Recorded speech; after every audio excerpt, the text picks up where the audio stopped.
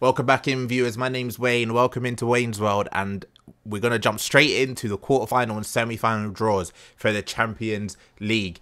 If you did not watch the last episode where we had a double-header, massive double-header in the context of our season, up against Manchester City in the Premier League and then Real Sociedad in the knockout stages of the Champions League, I urge you, go back, check out that video. Let me know what you think of the results. Then come back here and find out who we play in the quarterfinals and then potentially the semi-finals. The final is at Wembley. Obviously, we're London. Chelsea are London as well. I'm sure both sets of fans will want to be at the Wembley Champions League final. Looking at the teams we can play against: Bayern Munich, Leipzig, Dortmund, 3 German sides, 3 English sides, Chelsea and Manchester City, and 2 Spanish sides, Barcelona and Real Madrid. The key thing is that Real Madrid knocked out Liverpool. 2-time defending champions Liverpool are out. They were beat on aggregate 4-2, I think it was, by Real Madrid. If I could pick anyone, I'd probably go with Leipzig. Quarterfinal stage against them might be a little bit in our favour. I think they're probably the weakest side. If not them, it'll be nice to see Dortmund and Jude Bellingham, see how he's getting on as a potential signing, maybe for the summer if we can raise enough funds. Here we go. Automatic draw for the quarterfinal stage of the Champions League. And first team out of the hat then is Leipzig. Come on, Arsenal. They're playing against Chelsea, so one London club did get them. Real Madrid against FC Bayern Munich. That's a huge tie there. Arsenal up next. Who do we play against? Manchester City. It's an all-English affair. Dortmund play against Barcelona. We've got Manchester City in the quarterfinals. Do you know what? It probably could have been worse. Bayern Munich, Real Madrid, they're probably the 2 toughest sides left in the competition. I reckon it could have been a lot worse than Manchester City. Obviously, last episode, did we get a positive result? As I said, go back and check that episode, see how we done. Maybe that could be a little bit of a good omen or a bad omen for us, dependent on how that game went. Semi-final time, if we do beat Manchester City, I think in an ideal scenario, we'd play the winner of Leipzig or Chelsea. That's the weaker of the other quarterfinals.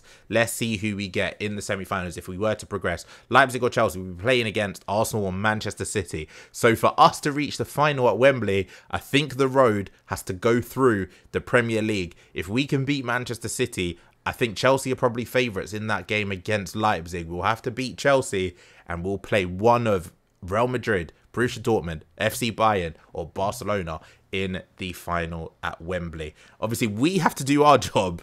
We have to do our job and we have to make it through the quarterfinals and then potentially the semi-finals first. I don't want to count my chickens too much, but it could have been a lot tougher than that. We've got a game, all-important game in our quest to win the FA Cup up against Oxford United in the quarterfinal stage of the FA Cup. I'll bring you the team news for that one shortly. Now on to the quarterfinal stage of the FA Cup, and we're going up against Oxford United, who are currently sitting 21st in the Championship. It looks like they're in a relegation battle. It seems like that final place to be relegated is between themselves and Charlton to see who goes down to League One. Oxford, who I imagine probably got promoted from League One last season, not having the best of domestic years in terms of league success, but obviously they've reached the quarterfinals of the FA Cup. They are the easiest tie that we could have drawn. Looking at the top of the table then, because obviously we need to consider who our opponents in the Premier League next season will be. Sheffield United have already made the playoffs. West Brom and Fulham, Watford, they're always going to be there or thereabouts. Seems as though Reading and Middlesbrough are the other teams that are contending in the playoffs. If we look at who got relegated last season from the Premier League, it was in fact Sheffield United, West Brom and Fulham. So looking at then the Championship table based on how things are standing at the minute, the 3 teams who are currently favourites to come up, Sheffield United, West Brom and Fulham, were the 3 teams that went down. It would be nice to see a new face or two in the Premier League next season, but we'll be seeing Oxford United during this game, and this is the lineup we have gone for. Considering 2 big games against Manchester City and Sociedad, we are probably a little bit shattered in terms of fitness for our main team, so we have gone wholesale changes. Etienne Green in goal. He's been playing very well, the limited appearances he's made at the expense of Aaron Ramsdale for rotation purposes. Ainsley Maitland-Niles is playing on that right-hand side with James Justin still a while away from fitness after his serious knee injury. William Saliba and Konate at the back. Kieran Tierney, we're happy to welcome back after his injury. He's on that left-hand side. In midfield, we've got Thomas Partey, Sambi Lokonga, and Emil Smith-Rowe making up the midfield three. And then we've got Bukayo Saka, Aubameyang, and Gabriel Martinelli will come in for Lautaro Martinez in that front three. I think we've got a very good side here. I think we're strong enough to go through. Let's make sure we can do so. Now, I have to say, we definitely should be the favourites here, obviously, with Oxford's league form, as they've gone over the top, and Swan is in. He's chipped the goalkeeper. That's a fantastic finish. Will Swan has made it 1-0 in the 9th minute. I was there just talking that we were favourites, and a long punt over the top beats Ibrahima Konate, and a fantastic chip by the Oxford striker. Was that Will Swan with his 9th goal of the season? Konate should do better. Etienne Green, I don't know what his positioning was there, but that is a fantastic chip. 9 minutes in, and is another upset on the cards, because last season we got knocked out against Reading on penalties, and that was a huge upset. This time would probably be even worse, because Reading were contending for promotion last season. They didn't get it in the end. I think they lost in the playoffs, but this time around, we're playing a much more experienced and a better side. The likes of Partey, Lokonga, Tierney, and Emil Smith-Rowe, they're all Premier League quality players. If we lose to Oxford here, this might be the biggest humiliation of the series so far. But we've had kickoff and we're building things up slowly. And Thomas Partey finds Aubameyang breaking into the box. Can we hit back straight away? Yes, we can. Whew, we can maybe relax a little bit. I can catch a breath. It's a fantastic goal from Pierre-Emerick Aubameyang, who there's rumours he's potentially retiring at the end of the season. Remains to be seen. Can he sign off with a trophy if he does? A brilliant ball by Thomas Partey. Aubameyang breaks the offside trap and trademark placement finish into the bottom corner. 1-1 in 10 minutes, and we can feel all right about that. Free kick, and then Emil Smith-Rowe can whip it in. No, he plays it short, finds Konate. What will we do? We've played it back to Thomas Partey. That's a little bit disappointing from us, but we still have possession. As long as we don't get caught out on the counter, this should lead to something good. And Ainsley Maitland-Niles drives down this right-hand side, finds space. When you get a low driven cross across the box, Saka's there. He's been challenged from behind by Leonard. It's a poor tackle from him. That has to be a penalty. Obviously, VAR is in the Premier League grounds in the FA Cup. This has to be a penalty. It is. It's our 3rd penalty in as many episodes here, and we will step up to hopefully make it 2-1 with Pierre-Emerick Aubameyang in the 20th minute. Slots it home to the goalkeeper's right. It's a brilliant finish, and it's Aubameyang's 13th goal of the season. Despite the fact that he's not played a lot, he's not started a lot, he's still contributed a lot of goals. And if he were to retire, I can safely say he's been a very, very great addition to the club. Obviously, with Aubameyang and Arsenal, it's been a little bit heartbreaking the way that things ended for us and him in recent times, and his move to Barcelona. But I can safely say he's been a brilliant addition to this squad, and he's come up with important goals. And do we get an important goal here? Saliba, that's another foul, surely. The referee's not blown up for that. We've hit the post with a header from Saliba, and it should have been 3-1 there. 25 minutes gone, still 2-1. Fantastic interception from the Oxford defence, but we've pressured them into making a quick mistake. And Aubameyang now finds space down the left-hand side, plays it into the box. Lokonga's there. It's 1v1. It's a brilliant ball from Aubameyang, who's been involved in everything good in this first half so far. 2 goals and now an assist for him.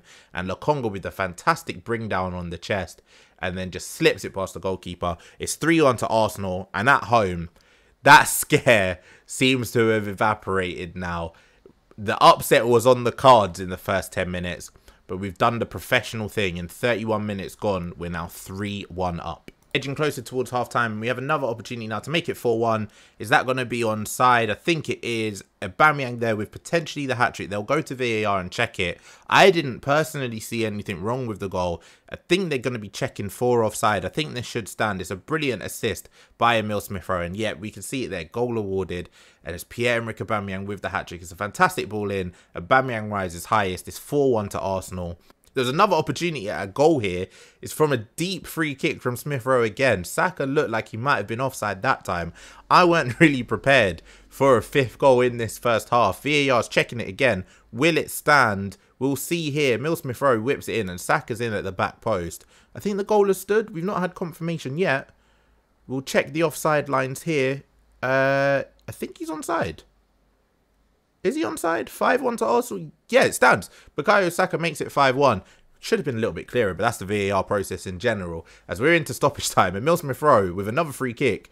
This time, it could have been a hat-trick of assists from a hat-trick of free kicks from Emile Smith-Rowe.